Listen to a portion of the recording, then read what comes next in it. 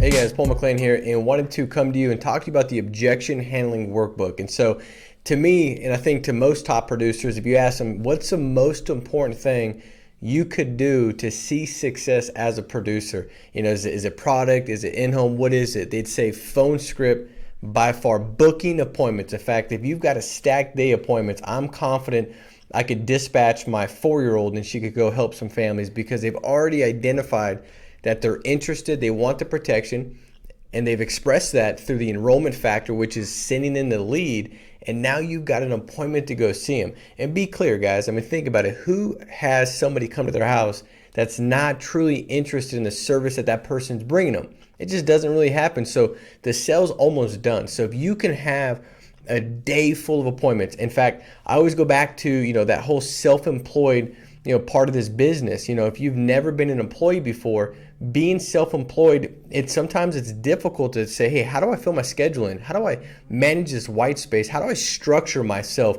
And I think most agents that struggle or fall or end up out of the business, it's a lack of structure. They just didn't focus on the things they needed to focus on and spend enough time and activity in the things that produced income, i.e. booking appointments, seeing clients. Now, if you could wake up on a Tuesday, Wednesday, Friday, Saturday, Sunday, and you've got 10 appointments booked for the entire day, now you just you're going to work, right? You're not confused. You're not like, what do I do? How do I do it? It's like boom. So the victory of the week is really won on Mondays and Thursdays, or whatever dial day you've got. That's when you win, is Mondays and Thursdays. And so when you take a look at the objection handling workbook, these are this is kind of the recipe to give yourself the upper hand when it comes to booking appointments, to increasing your skill. And what I'll say is this, clients are not in another room getting better and coming up with new objections to give you. So the objections that I'll cover here, these are the objections that you're going to get. And so your ability to plug in, practice, drill, rehearse, get these down, it's going to elevate your ability to book appointments that maybe you normally wouldn't book. Now, I think that when you get a batch of 20 leads, I mean, you can almost say just about anything. I mean, I've had agents sit in the office. They'll literally call a family that sent in a mortgage protection lead and they'll act like it's final expense. They'll accidentally use the wrong script. They'll call a client that sent in a Facebook final expense lead and they'll say, hey, I'm getting back to you from the mortgage protection group. They haven't got a mortgage, and they'll book an appointment because they're asking for help. And so you're going to book a lot of those. But some of these ones that, if you could have had the transition better, if your confidence would have been better, if your outlook would have been better as far as how you see yourself and how you see them, if your transitions, if you would have said the right verbiage, it could have made a difference, right? And so that's what we're going to dive into, some of that stuff, how to overcome the objections that you're going to get most frequently on the phone. And so we're going to jump right into that. What I do want to talk about first, though, is activity, right? For anybody that's brand new, and anybody that's not writing 20K, you look back and you would say, when I was brand new, the biggest thing I could have done differently to see faster success, or the thing that I did right that got me to 20K quickly, was massive activity. I believe procrastination is the insurance policy against success. And it's easy when you're self-employed and you're getting this thing moving to kind of operate and live in this I should mindset. I know I should dial. I know I should do this, but, and you fill in the blank, but I will once I learn more about the product, or once I understand this more, or once I get this more, then I'll do that. And I can't remember where I heard it, but I thought it was somewhat funny when they said, if you just continue to say, I should do this, I should do that, you're just a shouldhead. It's like, and maybe I got a sense of humor like that because I got a bunch of kids, and so I think stuff like that's funny. But I was like, that really messes people up. But if you could just say, hey, I know the most important thing I could do is to book appointments, and I know that I'm not going to get better until I do it. And until I do it, I'm just differentiating between what I think I need to know, what I think I need to do, but I don't even truly know until I actually do. And I remember, going to this training event, and it was about, learning and growing and efficiency. And it was at Ricky Hendricks Motorsports, and we had groups of like 5 people, and we were changing tires and, changing them out. And we were kind of acting like we were a pit crew. So they had 5 different teams of 5 people, and they gave us, I think it was like all of 15 minutes to talk about, roles and goals. Like my role was going to be to take the tire off. The other person was to swap it out and hand it to this person. The other person is going to handle the lug nuts or whatever. And it was all these different roles. And then we went and executed. And when we did it, we realized that we were terrible. Like, we would have definitely lost the race. And everybody was like 30 seconds, 35 seconds to switch this tire. And so once we did that, they only gave us like 2 minutes to get back together and talk about it. And then we got those 2 minutes, we went back and talked about it. And then we went and did it again. And our time got better by like 100%. Like it went from like 30 seconds down to like 16 seconds. And the whole lesson was that if you just take action right away instead of thinking too much, because you truly don't even know what you're thinking about and what to do and how to do it until you've actually done it, until you've seen it, right? It's like watching a bunch of football film, but you've never even touched the football, like until you do something. But once you've done it and then you get feedback and then you see the right way to do it and you make those adjustments, you're going to get significantly better. And so the first thing is massive activity. Sitting there saying at 8 a.m. and I say 7:30 a.m. I'm going to dial and I'm not going to stop until I hit my activity goal. Maybe that's for you. It's 15 appointments on a Monday, and it's booking 15 appointments on a Thursday, and it's dialing 250 dials. And every hour you should make 30 dials so you can start tracking yourself. Because another thing that'll mess you up is distraction when it comes to dialing. And because you're self-employed again, a lot of times that'll mess agents up. They get to the end of the day and they've been distracted throughout the day. You made 82 phone calls and you feel like you worked. Well, you only made 3 hours of dialing. So what was pulling you? What was distracting you? I know for myself, I had baby bladder syndrome, when I was getting going. Like I'd convinced myself every time I took a sip of water, I had to go back to the bathroom and go pee. And it was just a form of distraction because I was just I was uncomfortable dialing as I got started. It was new. And I know Andrew, for him, anything distracts him, He just starts thinking about this, thinking about that. If he's in the office, his staff says something, he's thinking about that because he's got a lot going on. Like most of us in your head, it's just like you got stuff you're thinking about. So he'd dial in his garage with his garage door closed, I always told him, dude, you're probably going to die. He's like, well, I'm going to die making money. I was like, all right, how do you argue that? But he would remove himself from the distraction. So remove yourself from the distraction. All right, now as we jump into, I'm going to get into the actual objections and how to overcome them. But the last thing I want to really touch upon before we jump right into that is something that I think is really, really important. And that's activity, that's attitude. It's understanding, why you're calling the client. And it's not just what you say. I think what's more important than what you say, and it's how you say it. And I believe how you say it is derived from why you're saying it, right? And so I love when Sean Mike talks about the psychology of the sale and the mindset, because I think if you've got that right, everything else will kind of line up. And I think if you got that right, your posture will be in such a way you're confident, you'll have the right swagger to book a lot more appointments than you would if you've got the right things and you're saying all the right words. Yet, when you're saying all those right words, right, you're saying it in such a way that lacks posture, lacks confidence, and the clients will feel that because now it's about you. They're thinking, what are you getting from this? Are you a salesperson? Are you making some money? Opposed to, wow, I'm just appreciative and thankful that this person is going out of their way to help me and they're doing me a favor. That's the kind of the visualization. That's what you want them to be seeing you as you're communicating with them. So the first thing as you go out and you're getting ready to dial, right, and book appointments is getting your mind right. So visualize the fact that this client sent this form in and remind yourself of the fact that they sent a lead in. So they clicked, whether it's a Facebook ad, whether it's a direct mail mortgage protection lead, but they read a form that talked about life insurance, protection for their family, and there was a trigger. That could have been somebody that got sick. Maybe their sister got diagnosed, God forbid, cancer. Maybe their neighbor got in a car accident. Something took place that caused that trigger for them to read that and say, we need protection for my family. I need to make sure if I don't come home tomorrow, my family's taken care of. And so in that emotional state, they filled this form out.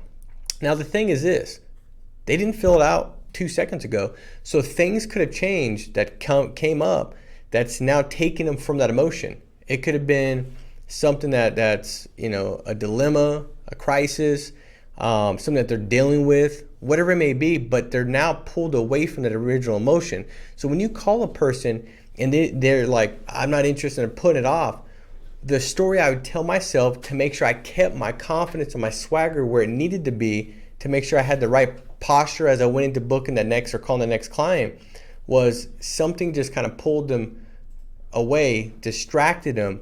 But at the end of the day, everybody that sends this form in is deeply interested in wanting to protect their family, because who wouldn't want to protect their family? In fact, everybody needs life insurance, so it'd make no sense if they didn't. So that would help me understand that when I called the next lead, I wasn't starting to say, these leads ain't working. Or maybe this client, these families are not interested. Maybe I got a batch of people that don't care about their family. And I start telling myself these stupid stories. Now, once I start telling myself that story, I start to believe it. And once my belief is rooted, and now it's that's a verdict I'm coming to. Now I'm going to find evidence to support that. The evidence is now self-cultivated in me saying things in a certain way that causes them to give me the objection, to validate the outcome that I really don't want. But I started to tell myself that. So I'd have to always tell myself the story of how they sent it in and remind myself of that. And the fact that if you do get a lead or two or whatever that puts it off or doesn't book the appointment or says something irrational or doesn't make sense, just realize that things take place. So just like distractions will mess you up, they'll mess the perspective up when you call the client, and maybe they give you these objections, not because they're not interested, but things are taking place that have moved them out of that emotional state. Now they're dealing with this and dealing with that. And so if your posture is at the right level, and you're the doctor to the patient, you'll be able to get them back on track and understand that, hey, this isn't for me, my benefit. This is for your benefit. And with all due respect, Eddie, at the end of the day, if you don't come home tomorrow, I know how important it is probably to protect your family like it is most. Now, we're running really behind, but as a field underwriter, I know how important this is. So as a courtesy, I'll try to put you between appointments at 4 or 6. You can start having that kind of posture to know that at the end of the day, you've got the upper hand. And so as you remind yourself of how important this is to them, what you're telling yourself is this: the value I provide them, it far supersedes the commission I get. And when you have that posture, right, it puts you in a different place where you're saying the words in such a way that allow you to get the outcome that you want to have. Because people want to deal with confident people that believe that they're the person that's providing the structure and the professional in the arena that they're asking for the professional help, which is protection for their family. So I hope this stuff is making sense. And one thing I'll tell you as well, because I know a lot of you guys are calling second chance leads and some of these rework. What helped me out was I'd visualize myself on a 25th floor skyscraper with my feet kicked back, and somebody came in and said, hey, these families haven't been helped. They stick them on my desk and said, can you get back to them? The ball was dropped. They somehow fell through the cracks. And so when I called them, my mind would be in this frame of mind that, I'm going to go out of my way, even though I got a million things going on. I'm running this big operation. I'm the CEO and president, which you are the CEO and president. And I'd get those and I'd give them a call, and I'd have just slow, low. And when I started doing this, my appointment booking ratio on these second chance 2-year-old leads, as I was, whatever, it would go through the roof. And it was, hey, Eddie, Paul here, getting back to you. You probably won't remember this, Eddie, but about the time you'd finance a mortgage back in 2018, you'd fill out this form wanting information on protection for your family in the event of a death or disability. As a manager here, I've been reassigned to get the information to you, as it seems that it fell through the cracks. So I've been reassigned to make sure this gets taken care of for you, Eddie, and you get that information you wanted, okay? Now, I do need to verify what you put down real quick to make sure we still have it correct on our end, okay? And it was that posture, and all of a sudden they would just fall right in line. It wasn't because of just the words, it was how I was saying it. I was just, slow, low, cool, like I'm just getting back to you, right? Almost like the plumber, when you call and you got your bathroom's flooding, the plumber's not calling trying to, be hyper and uppity, trying to get himself to get an appointment to go see you. he knows that, you want him over there like 2 hours ago. So he's got the upper hand. I'm going to fit you in whenever I want to fit you in. And in fact, I could probably put you in whenever I want to put you in because you've got a bigger issue and I got a bunch of things to do. And that's kind of how you want to see it, right? You want to be the doctor to the patient. And so just think about it. When you go in and see a doctor, if you can put yourself in that frame of mind, like the emotion that you have, what you're feeling, right? You don't ever think, man, the doctor is making money. You don't think that. Now, realize this. If there's no patients, the doctor doesn't make any money. You're willing to wait an hour in the waiting room to go see the doctor, and you act like, when I see him, I'm going to say something.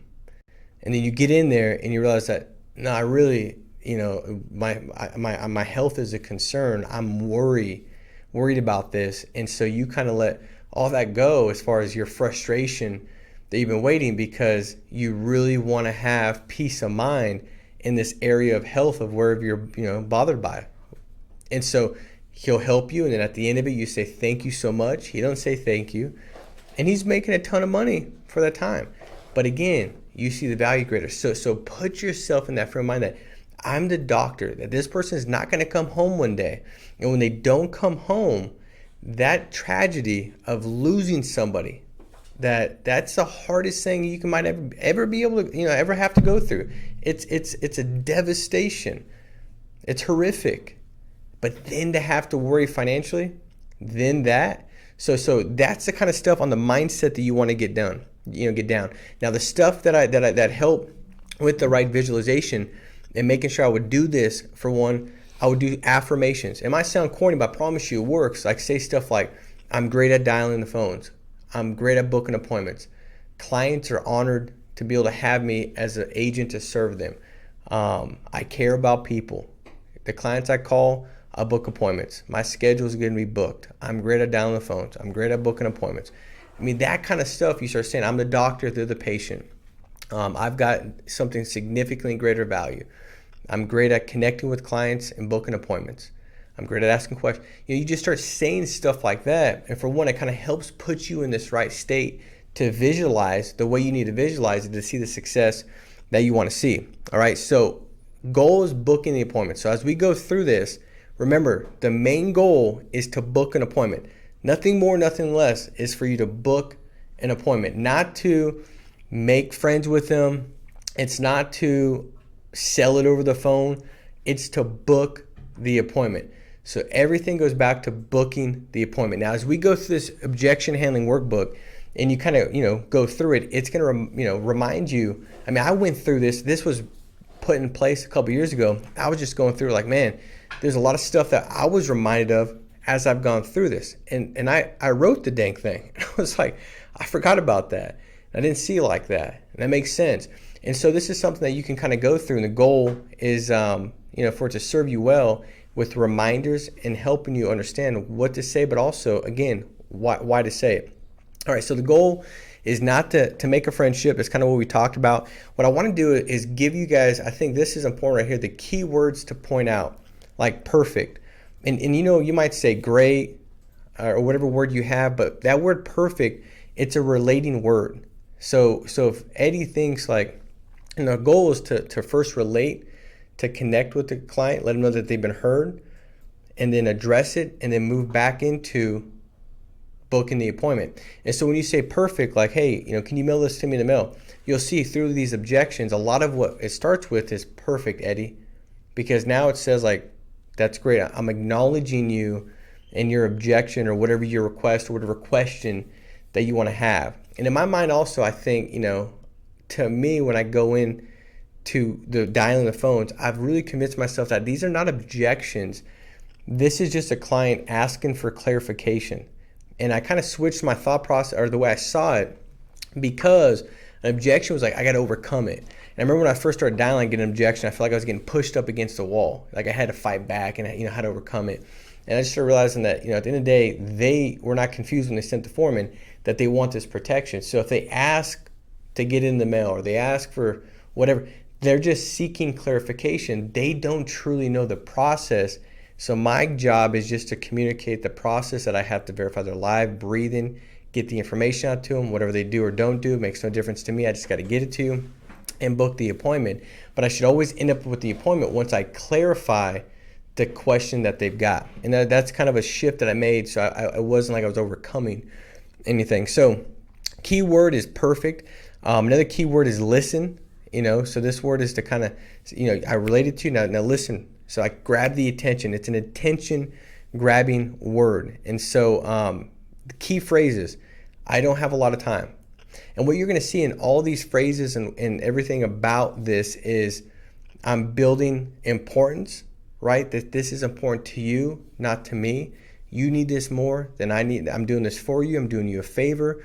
Also, you'll see it's a lot of urgency, right? Because if you can build significant value, right? This is really important. This is something you desperately need. And then you create that urgency, right? Which comes from, I don't have a lot of time. We've got to, we're running really behind, as you can imagine, with the times and everything taking place, that we've got more families to see than field underwriters to see them. So again, value high, urgency high, right? Value high, urgency high. And then you take it away, which is like, but I don't know if I can get you in. I'm going to try to get you in at this time. That's how you get appointments booked. And also that's how you get clients to show up. If you want a higher show ratio, these are the things: value high, urgency high. And I would say really that the glue to that, right? The glue to that is releasing sales pressure, where it's no big deal. So value's high, urgency's high, and there's no risk to you. And the no risk is, listen, and this goes back to another one here, I'm a field underwriter, not a sales rep. Why is that a key phrase?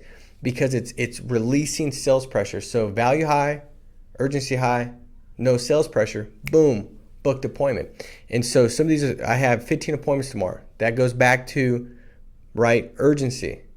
It's important. Everybody's doing it. The herd concept. I have 15 appointments tomorrow, so I'm only going to ask that you give me a little window. So I'm doing you a favor. So rule reciprocation, can you give me a little window? And in that little window I'm asking for, we're assuming that you're saying yes to the appointment, which you should be saying yes to because you sent the form back in. I know how important this is to you. Again, that's value-based. I have to verify that you're alive and breathing. That's no risk. This is no risk, not a salesperson, not having to come out and sell anything. I just have to verify that you're alive and breathing. So I got this time or this time. What time is better? So these are all phrases that evoke the thought process that you're busy, you're doing them a favor, and everybody's getting this and it's urgent. Action steps to get better with objections. Massive activity. Again, it goes back to, if you can just book a ton of appointments and you could be on the phones nonstop, you're going to end up booking appointments. So it's just, can you block out that dial time? Make sure your mindset's right. Affirmations, practice, drill, rehearse. All right, so let's go back into now the key transitional phrase. And this is something that no matter what they say, it's kind of a pattern interrupt, and it gets you back on path. What I realize is this: when it comes to booking appointments, I've heard a lot of agents, and I did this and I fell right into it. I'll walk and listen to everybody dialing around here, and the agent that asks more questions and answers less questions has more appointments. So you can almost take a tally. If the client asks more questions than you ask, you're not booking the appointment. It's a question game, right? And the more emotional the question, the greater the pull is for them to focus on what you're talking about and guiding them to booking the appointment, opposed to getting off track and then ending up with no appointment. Emotional questions, stuff like, Eddie, listen, most clients that send this request back in, it's for about the same reason. They want to make sure, if, Eddie, God forbid, you didn't come home tomorrow and there was a knock at the door from a police officer and saying that Eddie's no longer here, and your wife had to, go through, what do I do now? How do I tell the kids that daddy's not coming home? Making sure that there's not a financial hardship when that situation takes place. Is it fair to assume that that'd be important to you, like it is most families? That's an emotional question. I'm pulling you into what I'm trying to, guide you to, which is booking that appointment. Now, whoever asks the most questions, again, they win. And so the key transitional phrase to get them back on, track and to get back into you asking the questions is, if Eddie says, can you send it to me in the mail? Perfect. The purpose of my call is to see what you will qualify for at the best price possible. Now I've got a 6 or a 7, which is better. and you go right back into, again, your goal, which is booking the appointment. Nothing else. It's just booking the appointment is the goal. So no matter what they say, that's what you could go back to. Eddie could say, well, that's great. Can you give me a ballpark of what it is? Perfect, Eddie. The actual great question. The purpose of my call was to see what you qualify for at the best price possible. And I'll be able to do that tomorrow between appointments, either at 5 o'clock or 7 o'clock. You say, what do I say between appointments? I say between appointments because it minimizes, that this is not even really an appointment. It's no big deal. And also it creates, again, that herd concept that, dude, everybody's doing this. I got, what I can do is put you between appointments tomorrow. I'll have about 5 minutes. I've got about 15 appointments, but I could put you at 4 or 7, which is better, right? It goes back to no big deal. Everybody's doing this. Let's get you in. It's urgent, right? Now let's go into a couple of these objections real fast. I'm gonna run through them pretty quick. Like I got to go. Call me back later. Now what I'm gonna do is this, and this is why I'm gonna do it. I had an agent that was in here, and he said, "Man, I'm not booking any appointments. I don't know what it is. I'm using the script." And see, sometimes, that is the case. The agent is using the script, and it goes back to mindset, right? Same reason why a baseball player that makes it to the major leagues, they know how to hit the ball. They've been hitting the ball so well and for so long, so consistently, that they're now in the big leagues. Well, how do they go through a weak slump where they don't hit one ball? They didn't forget how to swing the bat. They're messed up in their head. They're not compartmentalizing. They start telling themselves different stories. So a lot of times that's what it is. But sometimes it's a head fake. The agent's like, man, I'm saying the stuff that all these top producers are saying. And so I had an agent do that, and he said nothing. He thought he did the script, and the script was in front of him. And I don't know if it was just, I don't know if he was delusional or what, but he ended up going through it all. And at the end, he's like, man, see, I don't know why I didn't book that appointment. I was like, dude, you said nothing on the script. Not even like, I don't know if you said, one word the same. And it was stuff like, if you wouldn't mind, if, it's only going to take about 15 minutes of your time. And it was very much like self-serving, like customer service. And again, that's not what clients are looking for. You go to the doctor's office, you don't want the doctor to say, hey, what do you want me, what do you think I should do? And I've had this happen with my daughters. Do you want me to do stitches or glue? It's like, I want you to tell me stitches or glue. You weighed out pros and cons and determine the right conclusion. I didn't go to med school. You instantly don't like that person. You want to run and find somebody else. Don't be that person. You want to be confident in your approach. So I'm going to read this word for word off this objection handling workbook so you can see, even if you're reading it off, if you read it in such a way where you've got the right posture, it's no big deal. So the client says, I got to go. Call me back later. Perfect. Listen, Eddie, I'm leaving the office myself and I don't have time now. The purpose of the call was to set up a time to get back to you. What time are you typically back in the door from work, Eddie? Okay, perfect. I don't have that time, but we'll put you down at 4 o'clock. The only thing I do ask, due to the amount of appointments I have scheduled, is to give me a window between 4 o'clock and 5 o'clock. Eddie, is that fair enough? Yep. Okay, perfect. I'll be out there at that time to drop off the information you want, and I look forward to meeting you and helping you then. Have a great night. Now, what do I say? I look forward to dropping off the information, and I look forward to meeting you and helping you then. Well, the reason I say that is because I'm trying to get you to realize I'm doing you a favor. If I say I'm looking forward to meeting you and helping you, that's inferring that I'm helping you. I'm not being helped. I'm not getting nothing from this. I'm a field underwriter that's busy, that's behind, that's dispatched, and I'm going to get you in because I know how important this is to you. And so you'll get them to say, perfect, thank you, Paul. You bet. Have a great night. Goodbye. And so you're getting that appreciation set up, which is going to cement and give a much higher show ratio when it goes to comes to you going out there and sitting with that client. All right. Next one is this. I already got it taken care of. I'm already meeting with another agent this week. All right. This one, it always bugged me because, it was like, I got this request. Somebody already got it. And, I can't do nothing now. And I realized that, no, if they already got it, right, they're a buyer. And we have so many products and so many different, carriers. And we've got just a different training, as you guys can see, with, the top producers writing 40, 50, 60, 70,000 a month, 100,000 a month now. Some of the producers in paid business, that's a reflection of how good they are at serving people. right? And so in my mind, I realized that if they're a buyer, they already got the protection. How easy it is for me to go out there and explain it in such a way where I can extrapolate and show more value and take them from what they're already spending, because they're already spending, and reposition it to something that brings more value. So I was like, this became my favorite objection because it was like, this is a done deal. But I had to handle it the right way to get in where it didn't seem like I was desperate and I was trying to destroy or talk back bad or belittle what they got. So they say, I already got it, or I'm meeting with another agent. Perfect. Now, Eddie, most families that send back multiple requests to look at different options, compare, and make sure they have the best plan for their family. Eddie, is it fair to assume that you did the exact same thing? Yeah. Okay, perfect. What I'll do is get the information and options out to you that you haven't received so you can do what you originally wanted and compare. Now, we're running really behind, so I won't have a lot of time, Eddie. I'll have about 5 minutes and can put you down between appointments either at 4 or at 6. What time is better? Okay, and now because of our schedule, Eddie, I'm going to have about 15 appointments a day. I'm going to need a window between, like, say 4:30 and 5:30.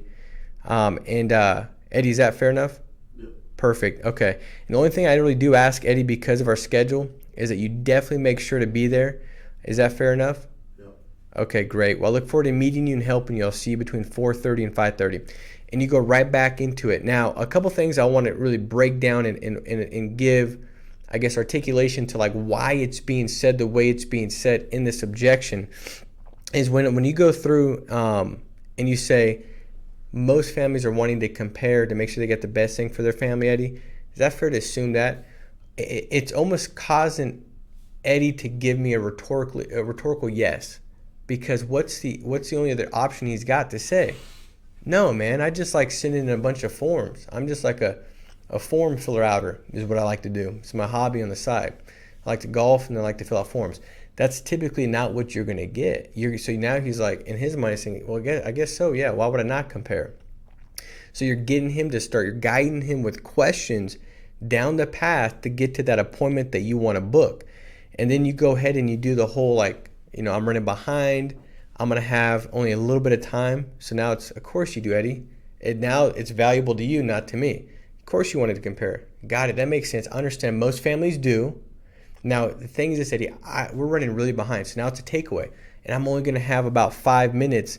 And I could put you down between appointments. Again, minimizing it. Like, it's not even a real, I'm putting you between appointments at this time or this time. Which time is better?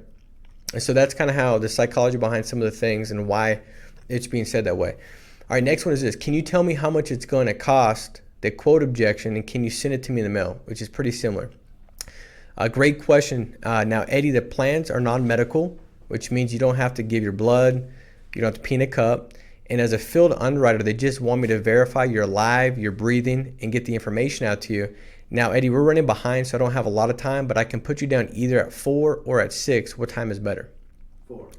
And you just go right into booking an appointment. Perfect, Eddie. I put you down at 4 o'clock. Now, we're going to have, looks like tomorrow, about 15 appointments booked. So if you can give me a window between 3:30 and 4:30, is that fair enough? And you just go right back into tying it down with the rest of the script.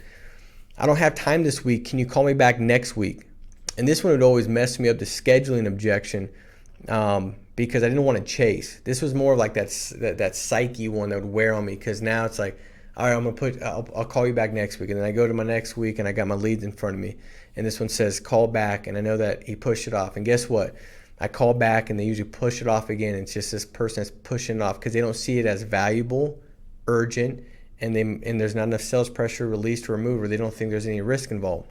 And so this is what I found that worked out the best, is saying, okay, perfect. I definitely understand being busy, Eddie. In fact, the next couple of weeks, they have me managing several different counties as we're behind. Listen, I know how important this is to you and your family, so I'm going to put down some notes to best accommodate. What time are you typically in the door from work? 5:30. Okay, 5:30, and your spouse? About 6. 6 o'clock. Okay, great. What I'll do is this. My schedule is booked. The only 2 days I'm going to be out in that area, so I can't promise anything, but I know how important this is for you and your wife, Eddie. So I'm going to go ahead and see if I can reschedule my 7 o'clock appointment with an earlier time and see if I can get you in then. Now, if I can't do that, I'll let you know, And the only thing I do ask, because I'm trying to get you in, Eddie, is if you give me a window between like 7 and 7:30. Is that okay? Yep. So then again, in all that, I'm connecting, saying I understand being busy, and then I'm elevating the importance of how important this is for him, and the urgency, which is I get being busy, Eddie. In fact, they got me managing multiple different counties. In essence, is saying, dude, I got a lot more going on.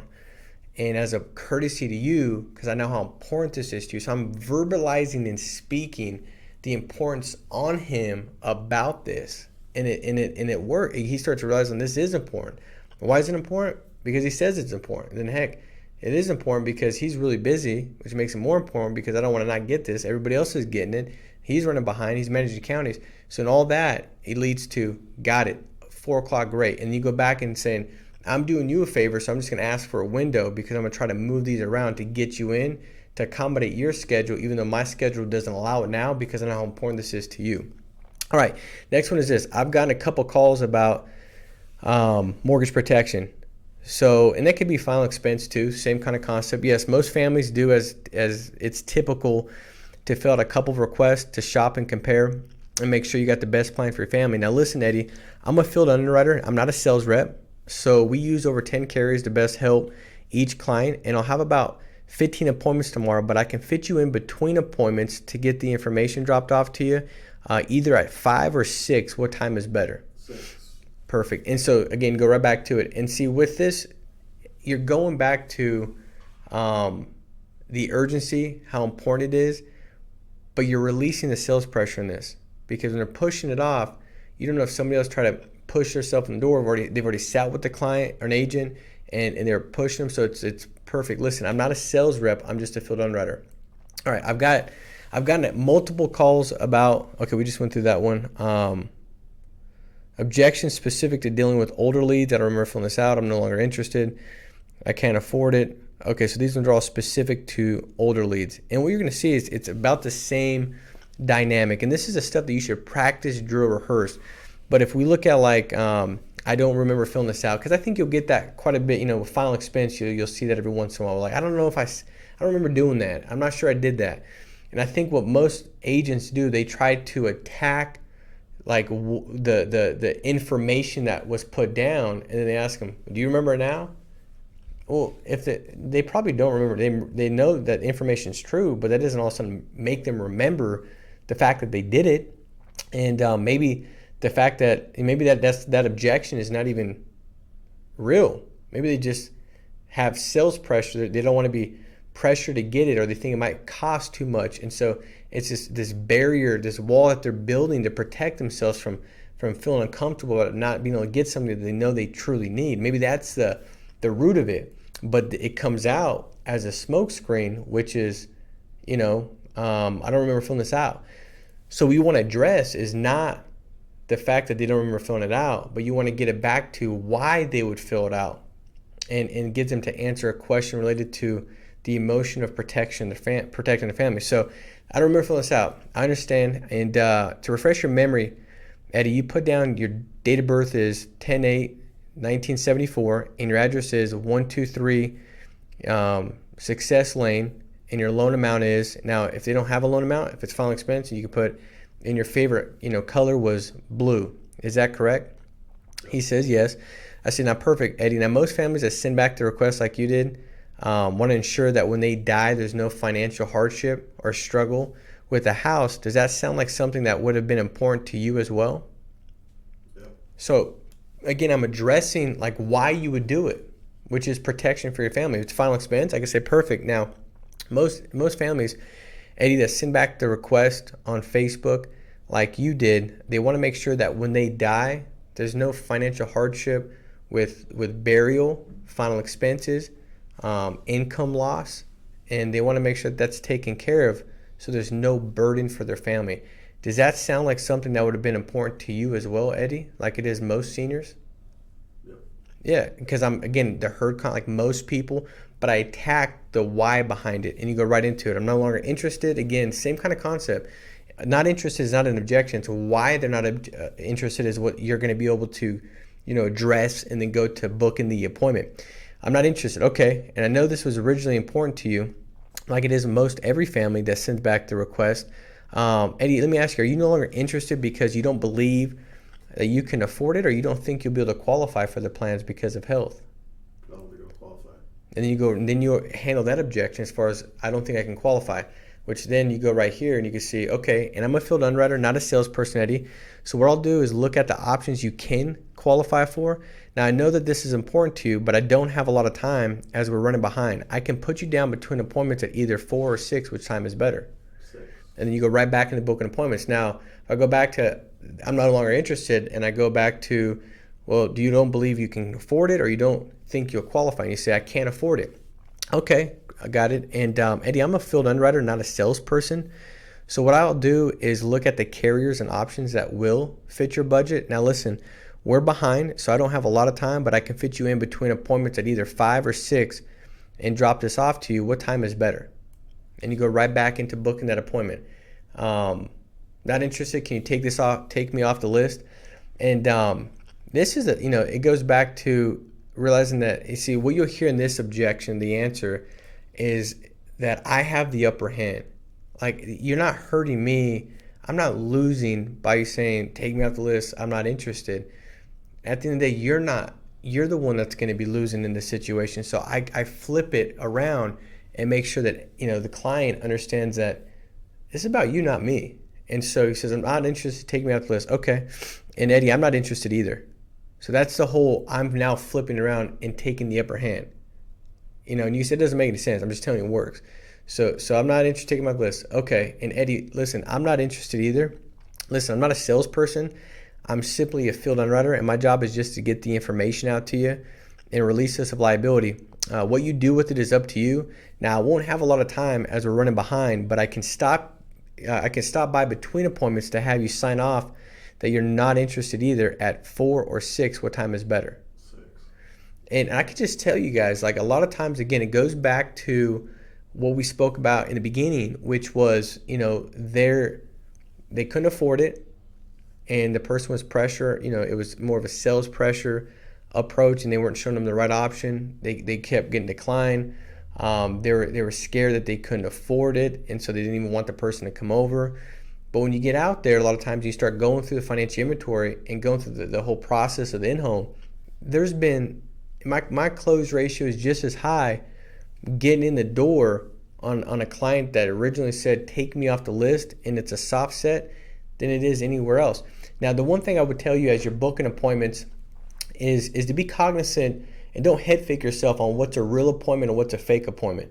So when you're booking appointments, I'd put down a 1, 2, or 3 on next to it. If it's a solid appointment, put a 3. If it's kind of iffy, put a 2. And if it's really weak, put a 1. And don't head fake yourself. If you have a bunch of 1 appointments on a Tuesday, and at the end of the day, you're like, man, I got smoked today. Well, how many appointments did you, what was your rate? Well, I had 6 appointments. 5 of them were 1s, and I had 4 no-shows. Well, I mean, that's what it was. So double book. A lot of times, in double book, if your goal is to hit, 12 appointments or say 15 appointments on your Monday dial day. So you want to book 7 and 8, 7 Tuesday, 8 Wednesday, or 9 and 6, however you want to break it up. But your goal is 15 appointments. When you're calling through, if it's, to me, I want 15 2 to 3 rated appointments, not 1. If I get 5 1s and 10 3s, I don't have 15 appointments. I'm going to double book those. So I might end up with 20 appointments, but I need to have the right amount of 2s and 3s. The 1s I'm always double booking. And I'm going to go to the stronger appointment, and then if they're not there, which will happen, I'll go to the weaker appointment. Sometimes they are there, but I'm double booking. I want to be in the field where I'm like so behind because I got so many appointments. I'm like almost hoping for a no-show or a cancellation so I get a break and I could go use the bathroom because I haven't peed in 9 hours because I'm just running from one house to the next. Like, I don't even want to go to the bathroom in the client's house because I'm like, that takes 2-3 minutes and I got to go. I got to run. I got more clients to see. I want to be operating from that level of urgency. That gives you the upper hand also when you're sitting with clients and in families, because you're like, man, I got so many people to see. The client says, they're giving you all this pushback. It's like, hey, listen, we're premature. When you want to take this serious about your family, let me know. But I'm a fielder. I'm not here trying to sell you on being interested, or I could care less. I got a lot of people to see that are really interested, but if anything changes, let me know. And I've done that and getting up and the client's like, no, I'm sorry. And I'll end up helping that family that was like hard, like I don't want a sales rep, I don't want a sales presentation, I don't need this and that. But it was easier to have that posture when it was real, because I literally was behind because I had so many families to go see because I'd booked so many appointments for that given day. And so this is the stuff that'll make a difference. And don't lose track of this practice, drill, rehearse. You know, I'm telling you, like, I didn't read any objection, like scripts, nothing. I got my license, I needed to make money. So what did I do when my license came in and it was active on that Monday morning? I got leads and I called them. And I was so bad and terrible that I literally hung up on the first person to answer the phone because I forgot what to say. I forgot the word hello. And I was like, I hung up. I got better by just doing it. The drill rehearse part, that comes late at night. That comes from 10 o'clock at night to midnight or early in the morning, where you're just practicing, you're refining your skill. And see, the way I looked at it is this, I looked at every subject when I was in college. So I looked at, I was in, math and English, and, I had oral communication, all these different subjects. So in my mind, I looked at this business like subjects. And so like phone script was like math, it was a subject. And I remember taking an oral communication course, and this student got up and she was going to give her, she was going to talk about, I don't remember what it was, but she was going to, give her speech. She was so nervous, she started crying and ran into the corner. And I was like, I was going to do speak mine the next day. And I remember thinking like, dude, that terrifying, I don't want to do that. And so I stayed up and for 5 hours that night, and I had mine down, and it was like 5 pages long, and I didn't even need it in the notes. I was I practiced, and yet some agents, they don't even know, like they get an objection like, hey, can you send it to the mail? And they'll say something like, I can't do that, and they'll just say stuff that doesn't lead to booking an appointment. That's not on, the way to overcome objections. And this has been comprised of me listening to phenomenal people on the phones, like Dom and Matt, and people that are great at dialing and booking appointments. And it's not like this is from a lot of practice. So you can glean from it, practice it, drill, rehearse, late at night, get this in. You should be able to have this backwards, frontwards pretty quick. Now, don't wait to get moving until you. It goes back to when I started this call and said, the whole story about changing that tire. You get better by doing. And the last thing I'd say is this: if you can make a non-negotiable on Monday, you say it's a non-negotiable, like I have to book my 15 appointments today.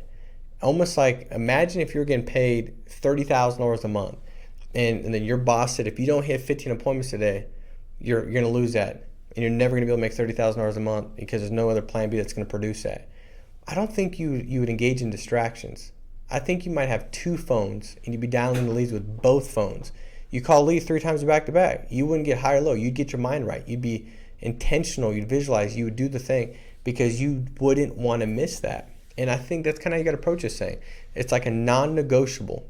Whatever story you got to tell yourself to put yourself in this place where you're like, this is non-negotiable, put yourself there and have activity goals. Don't be so hung up on the outcome and result in the beginning. Just focus on, can I make 250 dials today, right? That's 8 hours on the phones, dialing the phones. Start at 7:30. Sometimes I'd be dialing until 9 o'clock at night. And I could tell you, when I booked that last appointment at 9:15 p.m., I started as early as 7:30. And did it happen like that all the time? No. I mean, sometimes I'd be off the phones in 3 hours, right? But when it did, I felt so good, and it was building character that I needed to serve me well in different arenas, whether that was going to my last appointment, staying consistent, investing in the right lead strategy, becoming the person I needed to become to operate and run a very successful organization and business. Those were character trying times where I was like not going to compromise, because compromise will kill you. You compromise in one area in your business, it'll show itself in an area that when it does, it kills you or affects you a lot more. So guys, focus on the activity. Let's attack this thing. I've never seen Family First Life blowing up the way we've never had leads like this. So many different lead types, whether it's Facebook, direct mail, different types of direct mail leads, call-in leads. Like, we've got a handle on leads, and that shows itself true with how many people are going out there and 20, 30, 40K every month, and how many new people are seeing great success. So guys, make it a big week. Stay strong, stay steadfast, and we'll talk to you soon. Take care. Bye-bye.